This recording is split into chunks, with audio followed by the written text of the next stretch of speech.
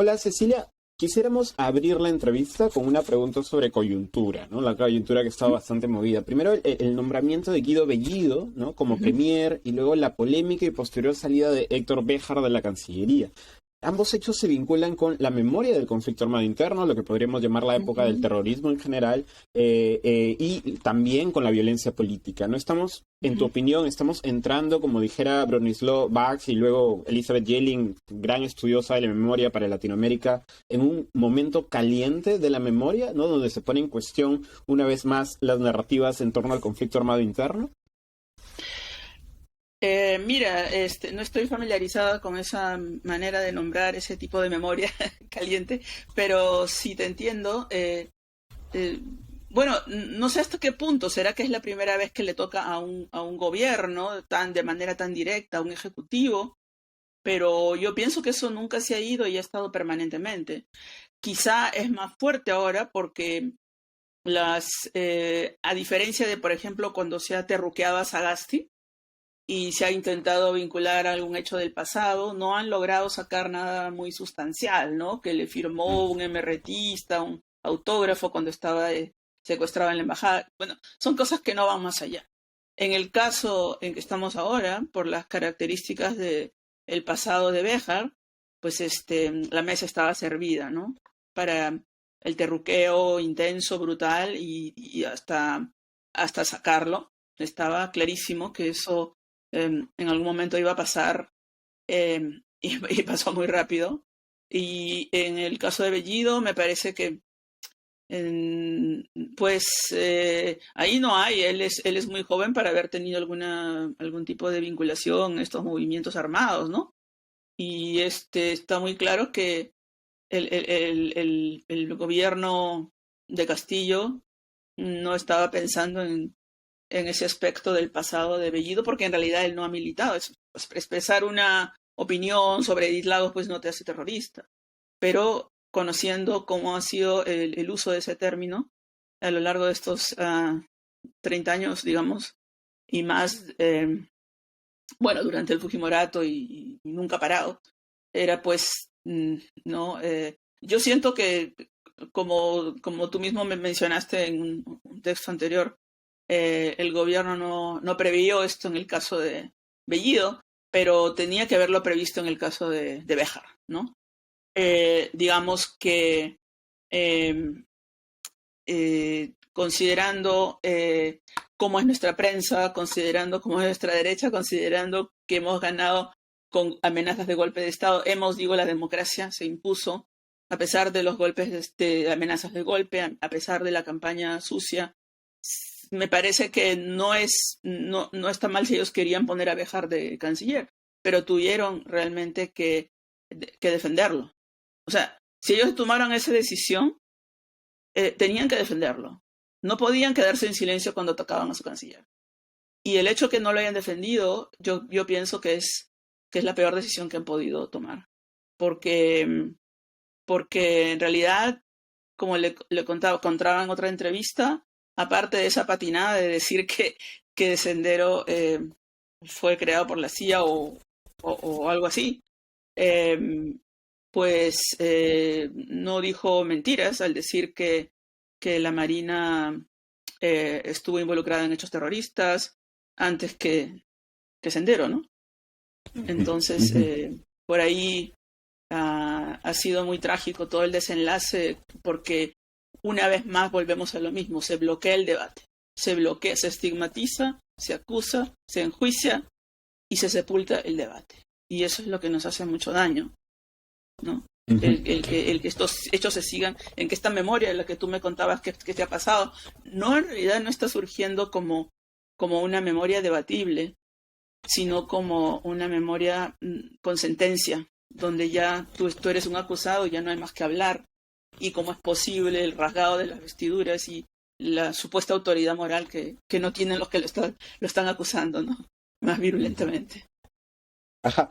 Yo, algo que me interesaba era también esta introducción, digamos, de una izquierda que podríamos llamar no capitalina, de una izquierda de las regiones, en el gobierno que precisamente lo que busca es, entiendo por su gabinete, un gabinete donde estén representadas todas las izquierdas, ¿no? Digamos, desde la centroizquierda hasta la izquierda, muy a la izquierda, ¿no? A la extrema izquierda, e incluso un exguerrillero, ¿no? Poner a Perú Libre también, a alguien como Guido Bellido dentro como premier.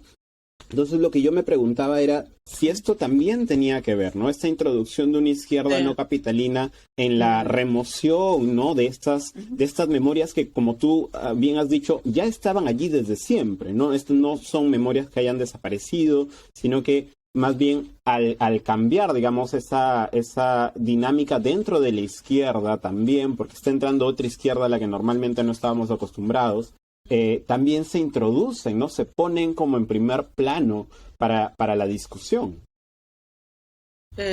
Sí, digamos que los prejuicios ya existentes se repotencian, porque no solo es la izquierda, sino los cholos, los provincianos, que en sí, aunque no sean de izquierda, son vistos a veces con un prejuicio muy grande, ¿no? Cuando se habla de los gobernadores regionales, se asocia a la corrupción como si en Lima no hubiera, el empresariado no tuviera corrupción, como si el Estado limeño no. Entonces, hay una estigmatización previa donde se mezcla este tema del racismo, del clasismo, y a eso le añades la estigmatización ideológica, ¿no?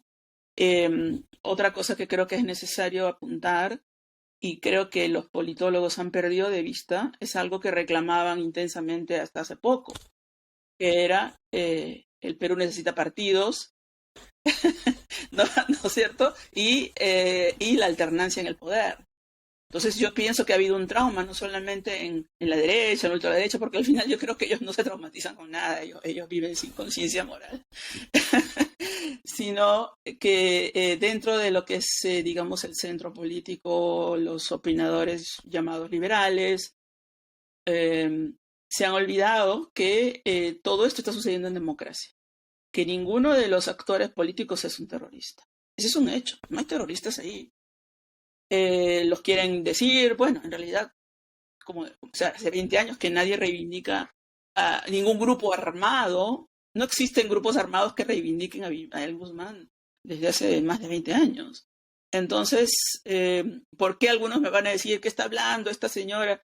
Bueno, lo que pasa es que mucha gente suelta el nombre de Sendero para algo que no tiene nada que ver con los 80 y 90. Y son más bien grupos de narcos, armados de narcos, pero que a pesar de su nombre, que ni siquiera tiene algo que ver con Sendero, sino grupo militarizado, comunista, no sé qué, Partido Comunista Militarizado, creo que se llama lo que está ahorita en el brand de los Quispe Palomino, ellos no reconocen a Guzmán ni esa ideología de Guzmán para nada. Entonces eso no es Sendero y se levanta esto de Sendero. Entonces el trauma, me parece que ha habido un trauma en ese centro liberal muy fuerte que estaba reclamando partidos, de pronto tienen un partido y no lo reconocen como partido, de pronto se los acusa de todo, pero ellos son un partido y lo que se ha olvidado es que ha sucedido algo que hace 30 años no sucedía, que son las primeras elecciones donde realmente hay alternancia en el poder. Nosotros hemos tenido 30 años de elecciones sin cambio de poder. Entonces, por más que sea, y no porque la gente no lo pidiera, la gente pedía cambios y votaba por el cambio. El propio Vergara decía eso, ¿no? Que la gente vota por el cambio y tiene gobiernos que hacen lo que la facción que perdió quiere y no lo que la facción que ganó. O sea, los electores pedían cambio, pero todos los gobiernos, sobre todo, digamos, no digo tanto Toledo, bueno, mucha gente progresista apostó por Toledo porque al otro lado había fujimorismo, pero Toledo se embanderó, ¿no es cierto?, dio esperanzas y bueno, ¿qué hizo? Pues gobernar, seguir la misma política que el fujimorismo. Luego vinieron los demás gobiernos, Alan García Humala, y fue lo mismo, la gente votaba por el cambio y ha tenido continuidad. Y este es el único gobierno que entra con gente que no tiene nada que ver con esos círculos. Hay una alternancia de poder y nadie ha destacado eso como positivo. Porque, como te digo, no es que el gobierno pues haya puesto a la mejor gente, aunque ni siquiera han reconocido a los que están trabajando bien. Digamos, son buenos profesionales y están cumpliendo muy bien su labor. Pues yo veo a Pedro Franque, veo a veo al ministro de Salud, que están haciendo un trabajo loable porque están trabajando sobre lo que ya existe, que está bien, y no lo están destrozando, como ha sido la actitud constante del Congreso, ¿no? Como que refundar todo desde el comienzo y destruir más que construir. Entonces, yo pienso que ha habido un trauma en diferentes sectores de la sociedad peruana, que no son solo los sectores económicos usuales, sino también en una cierta clase media limeña, de una cierta corriente de opinión, al ver realmente actores políticos que ellos no conocen, no conocían. Tanto es así, como escrito hace poco en una columna en La República, que uno de nuestros periodistas más eruditos, más ilustrados, como César Hildebrand, cometió no sé si el deslizo, pues no estaba enterado que Bellido era cusqueño. Decía que Castillo era quechohablante, ¿no? O sea, eso te revela, si el periodista más leído quizá del Perú no tiene idea de quiénes son ellos, o sea, ni siquiera pues sociológicamente, geográficamente, ¿cómo le vas a llamar apellido puneño? O sea, es no conocer absolutamente nada del Perú. Entonces, yo pienso que esos factores de que quiénes son estos tipos, vienen con estos acentos, todos los prejuicios que se ponen, que están en el inconsciente limeño, pues no limeño porque, digamos, de un cierto grupo limeño que tiene una voz en la opinión pública, creo que ha ayudado a que no haya mesura en las opiniones y ha contribuido con el clima de polarización, que es justamente donde no debemos caer. Y esa polarización ahorita, ¿quién está ganando? Está ganando esa prensa que ha apoyado golpes de Estado, que ha apoyado la campaña de Keiko Fujimori con falsedades, con noticias falsas, y que ha gritado fraude. Y es una desgracia, porque me parece que bien podía caer Béjar, pero hubiera sido mejor, que yo pienso, que se vaya a defender al Congreso o que haga, o el gobierno lo defienda, aunque luego caiga igual, pero que haya una discusión y no la ha habido. Entonces, si arrinconas y si dices, si te pones del lado de la Marina, cuando la Marina incluso ha hecho algo cuestionable, que es emitir un comunicado oficial público sin que el ministro de Defensa lo sepa, y contra un ministro, eso es algo que no se concibe. Y si el ministro de Defensa, en vez de poner orden ahí, y si el primer ministro, en vez de defender a su canciller, le dan la razón a la Marina, ya pues fueron más allá que Humala. Critican mucho a Humala que dicen que no se van a humanizar, ¿no? Y se han presentado como las radicales, y de un día para otro se vuelven chiquitos cuando hablan la Marina. Eso me resulta incomprensible. Me resulta absolutamente incomprensible. Sí, completamente de acuerdo. En el caso de Béjar, ¿no? Se le ha cuestionado específicamente por su uso de terrorismo y decir que el terrorismo lo inició la Marina, ¿no? Rápidamente, además, se asumió que Béjar hablaba del conflicto armado interno, aunque el contexto muestra que no es así, que hablaba de labores de infiltración, provocación, sabotaje, asesinato previos incluso al conflicto armado interno, ¿no? Tu artículo, Cecilia, no obstante, muestra que el uso de terrorismo o terrorista es muchísimo anterior al conflicto armado interno, ¿no? Y que de hecho se vincula primero al Estado o a hombres de Estado en el siglo XIX. Exactamente. Antes de ir al siglo XIX quería hacer una acotación. Cuando de lo que origina todo esto, que es cuando Béjar hace esa alusión a que el terrorismo empezó con la Marina, en realidad yo pienso que efectivamente mucha gente hace esa asociación directa entre Sendero Luminoso y terrorismo como una y la misma cosa, y como que no hay otro terrorismo aparte de eso. Sin embargo, personas más leídas, y tenemos el caso de la propia Rosa María Palacios, yo ayer me quedé muy en shock con su editorial, su video columna o su programa, porque en ningún momento puso en cuestión que Béjar, al decir eso de la relación entre terrorismo y Marina, inmediatamente lo tradujo como que estaba hablando de Sendero Luminoso.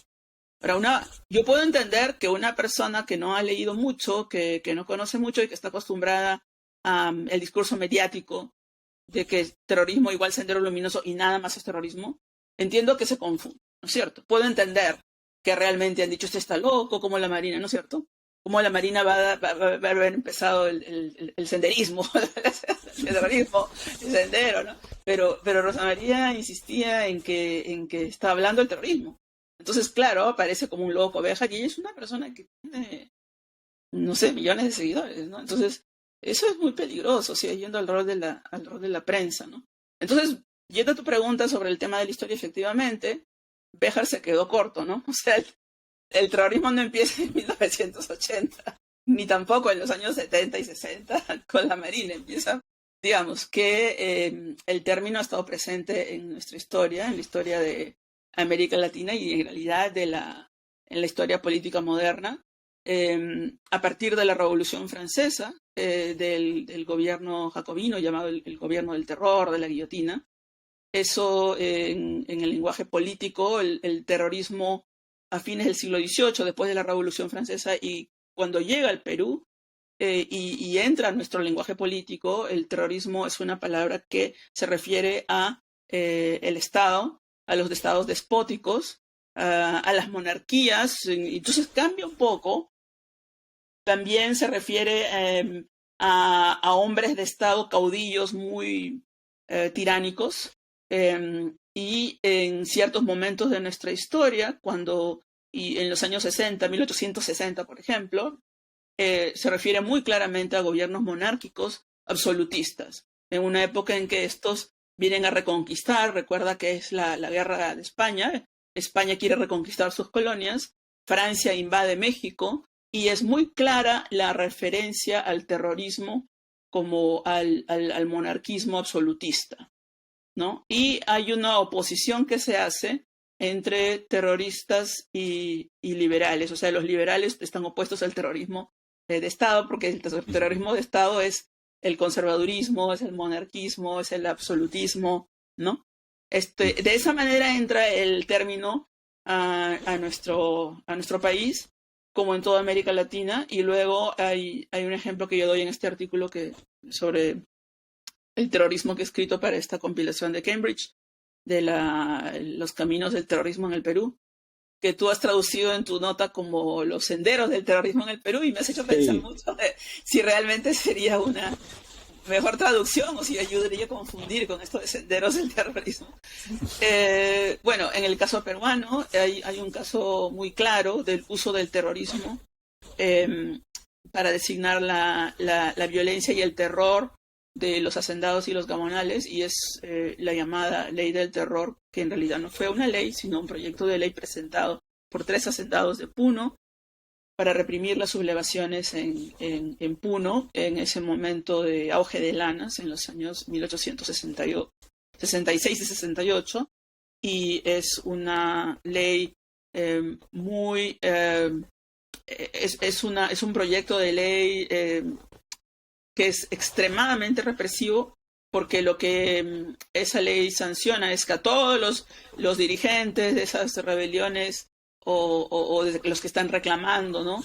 En esa zona en Puno, se les tiene que hacer juicios marciales. O sea, no pasan por la justicia, que digamos que los militares van a hacer la justicia y van a hacer juicios sumarios, y luego se les va a confiscar sus tierras, se los va a deportar. O sea, ellos, digamos, ya en el texto de la ley estaban señalando a los culpables sin haberlos juzgado. Y hay una reacción muy grande. Esa ley se conoce en la prensa como la ley del terror. Y hay una serie de personajes liberales, entre los cuales está Juan Bustamante, hay otro puneño, Antonio Riveros, que formaron en ese tiempo la Sociedad Amiga de los Indios, justamente para combatir ese terrorismo gamonal, que en este caso estaba representado en el Estado a través de los legisladores que hacen ese proyecto de ley. Pero el liberalismo consigue que no se convierta en ley, ¿no? Entonces te nota ahí que había una fuerza en el Parlamento, que también en la opinión pública, el comercio, por ejemplo, se alía con estos liberales progresistas que estaban luchando por los derechos indígenas y logran que ese proyecto no se convierta en ley. Sin embargo, ese gobierno cae, y el gobierno que sigue aunque no es una ley, con la fuerza militar hacen lo que esa ley quería, lo que ese proyecto de ley quería, que reprimen el movimiento de una manera violenta y mandan a los campesinos a la selva de Carabaya y hay muchos muertos y asesinan a Bustamante, que era uno de los líderes, Juan Bustamante, y fue terrible el desenlace, pero no lo legitima la ley, sino que lo legitima la fuerza bruta. Entonces, ¿qué va a suceder con el tiempo? Ese término terrorista que es usado para definir ese terror de Estado, en el transcurso del siglo XX y sobre todo en la segunda mitad del siglo XX o mediados del siglo XX, empezando a fines de los 40, cuando empiezan los primeros atisbos de una legislación anticomunista, digamos, y anticomunista y antiaprista, porque estamos en el contexto de la Guerra Fría, a fines de los 40 con Odría, es donde va a surgir por primera vez el término terrorista, designando a la violencia o a lo que se presume son actos de violencia contra el Estado, ¿no? Y eso lo puedo explicar, pero entonces hay un giro de cómo es un término que inicialmente ingresa a nuestro vocabulario político designando el terror de Estado y luego a promediados del siglo XX, se convierte en un término que alude exclusivamente a la insurgencia contra el Estado. Qué interesante. A los insurgentes contra el Estado, sí. Claro, claro. Y yo también estaba pensando digamos, en la parte inicial de tu artículo, ¿no? Donde haces una revisión bastante somera sobre Sendero Luminoso y la literatura. Y esa suerte de ¿cómo decirlo?, excepcionalismo histórico respecto de la violencia de Sendero Luminoso, ¿no? Existe un tabú, una censura que tú llegas a calificar de suave, ¿no? Por estudiar a Sendero Luminoso en vinculación con otros hechos de violencia, ¿no? Como si por su naturaleza extrema fuese único y irrepetible. Yo la verdad me imaginaba un poco lo que pasa a veces como el Holocausto, ¿no? Esta idea de que es un evento pues único, irrepetible, que no se puede pasar. En fin, entonces estamos en un punto, ¿no? Pensando en esta idea de explorar a Sendero y las raíces de Sendero, de ese tipo de violencia o de conectarla, como tú dices hacia el final también del artículo, verlo como un todo. Estamos en un punto donde es necesario, se hace necesario desenderizar el debate histórico sobre la violencia política. Absolutamente, este es un punto y ya se cayó de maduro ese punto. En realidad, yo creo que la sociedad peruana hace unos años, con los libros de Lurgio Gavilán y de José Carlos Agüero, empezó un debate muy sano, porque fue un momento en que se permitió públicamente, incluso en canales de señal abierta, se los entrevistaba, se entrevistaba a José Carlos Agüero y era la primera vez desde el fin de esta insurgencia de Sendero y de toda esa violencia, que alguien que tenía familiares tan cercanos como sus padres, militantes de Sendero Luminoso, estaba hablando de eso en público. O sea, no es que no hayamos intentado y se haya. En ese momento se abrieron las compuertas, se abrieron las puertas de, mira, el tabú se rompe un poco porque ya no se ve a Sendero solamente como el terrorista, sino como un ser humano. Y admitirlo no es estar de acuerdo con esas acciones, sino reconocer una simple y básica verdad, que el terrorista es un ser humano. Y eso no te hace terrorista. Decirlo no te hace terrorista. Claro que para poder llegar a ese punto, el propio José Carlos tuvo que soportar estos insultos y todo, ¿no? Y en el caso de Lurgio Gavilán fue un poco más fácil por el carácter cinematográfico, digamos, que se dio a su historia, ¿no? De la conversión y por su, entre comillas, purificación, siendo religioso y siendo militar. José Carlos no tenía eso. Tenía su historia pura y simple de sus padres terroristas. O senderistas, ¿no? Digamos. Y creo que nosotros ahora estamos retrocediendo a un punto donde ese diálogo que se abrió se cierra. Y de una manera que puede traer más violencia, más incomprensión, más enconos y puede terminar, yo no puedo predecir, pero si no se deja un espacio para la reflexión y la conversación, nunca va a poder haber democracia en el país.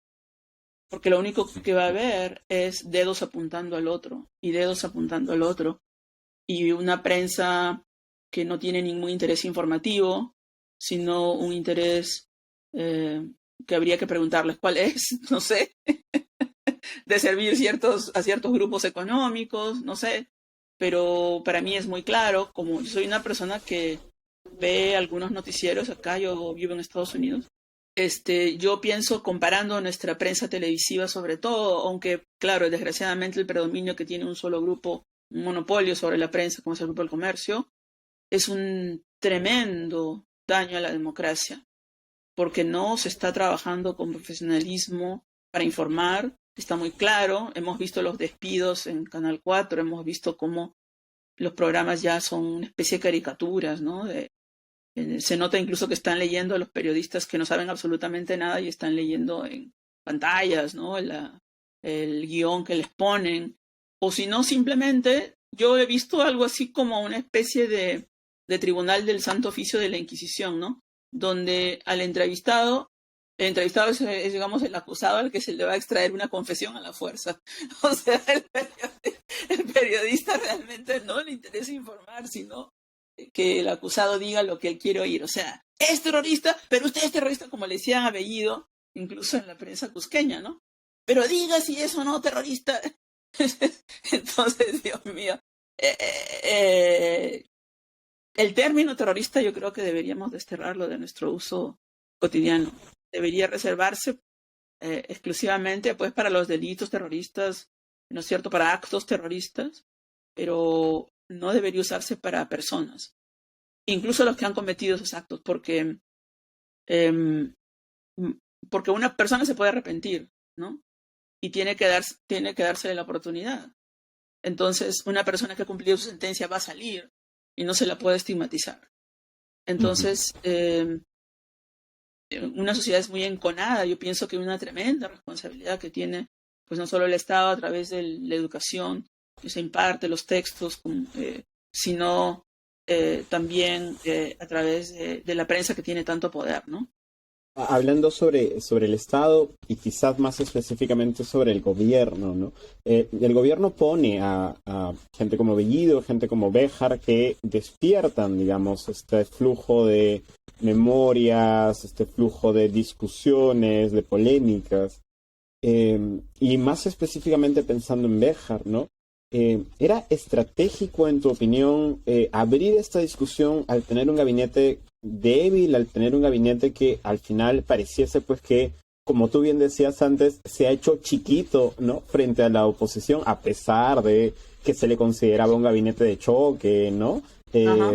¿Fue estratégico ponerlo, o cómo debió haberse dado esta discusión, o cómo se podría impulsar quizás desde el gobierno una discusión más sana sobre qué sé yo, las memorias, ¿no? Estas memorias que deben ser debatidas y no, como tú dices, memorias con sentencia? Mira, mi opinión sobre Béjar no importa mucho. Lo que creo que importa de lo que yo siento que es mi responsabilidad como intelectual es hacer notar si los actores políticos son consecuentes o no. Entonces, a mí puede gustarme o no gustarme Béjar, es irrelevante. Pero si ellos tomaron esa decisión de poner a Béjar, conociendo cómo es nuestra derecha, nuestra prensa, cómo es el momento político, cuán frágilmente con las justas ganaron, no para quitar legitimidad, sino para darnos cuenta del balance de fuerzas. No ganaron como Evo Morales, no ganaron como Lula, ¿no? Con un tremendo apoyo popular. Ganaron como Allende, digamos, para poner una analogía, que ganaron raspando, ¿no? Entonces, y no importa, ganaron. Y decidieron poner un gabinete de izquierda. No, me parece que pudo entrar más gente que apoyó del centro, porque el centro le dio el voto a Castillo, por lo menos no votó por Fujimori. Abiertamente muchos que no estábamos necesariamente de acuerdo y no votamos por Castillo en la primera vuelta, le dimos apoyo. Yo no voté, pero hice un apoyo explícito, con obviamente reservas y con críticas que estoy haciendo ahora también, porque estoy viendo los hechos. Pero creo que el gobierno, tomó una decisión de no incluir a ese centro y tomó una decisión del gabinete de choque. Yo creo que si tomó esa decisión, debió defender a Béjar. A mí puede gustarme, me parece que no era quizá tal vez la persona más adecuada, pero si ellos quisieron ponerlo, no me parece censurable, pero lo censurable es que no lo hayan defendido. Y lo censurable es que, porque ahora lo problemático es de dónde ha venido el ataque, y ahora qué va a hacer es así. Ellos se han mostrado débiles en esto, que decían que no se iban a humanizar, que ponían a Humala, y se ha mostrado una flaqueza política en no defender a una persona que no había cometido ningún delito, en decir lo que dijo, que podía haber estado equivocado o sido lunático, esa cosa de decir, o ultra conspiratoria, esa mentalidad de decir pues que Sendero fue creado por la CIA o fue co-creado por la CIA. Entonces, digamos, eso fue una afirmación desafortunada, no así su alusión al terrorismo de la Marina, porque históricamente el terrorismo pues no tiene ideología, sino que es una práctica de ejercer terror que puede estar, como ya expliqué también históricamente, ha estado más del lado para designar la violencia del Estado, ¿no? Entonces yo creo que el error ha sido que no se le permita a Béjar hacer sus descargos, que quizá debió, yo sé que él no ha renunciado por su propia voluntad, lo han hecho renunciar, eso es lo que trascendió hoy día en las noticias, ¿no es cierto? Él mismo ha declarado en un medio que el presidente le pidió, o el Bellido, el primer, le pidió su renuncia.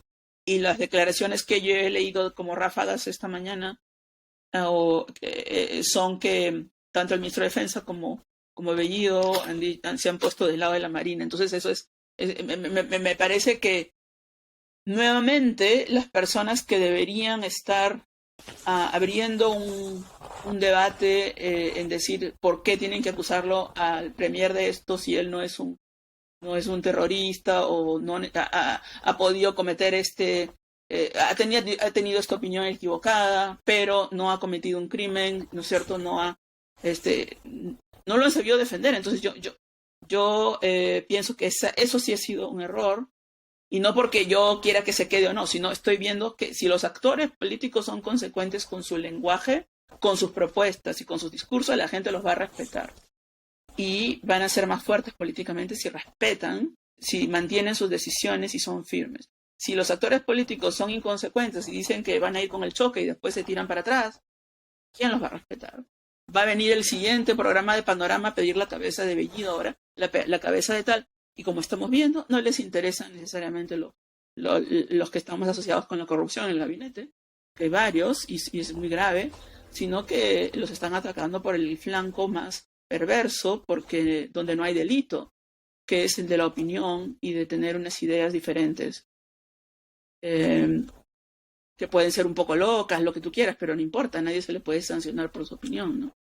Y puede ser equivocado políticamente, es verdad, el canciller tenía los días contados, ¿no? Con ya todo el cargomontón que hizo, pero por lo menos que hubieran escuchado sus descargos hubiera sido bueno, ¿no? Bueno, Cecilia, muchísimas gracias.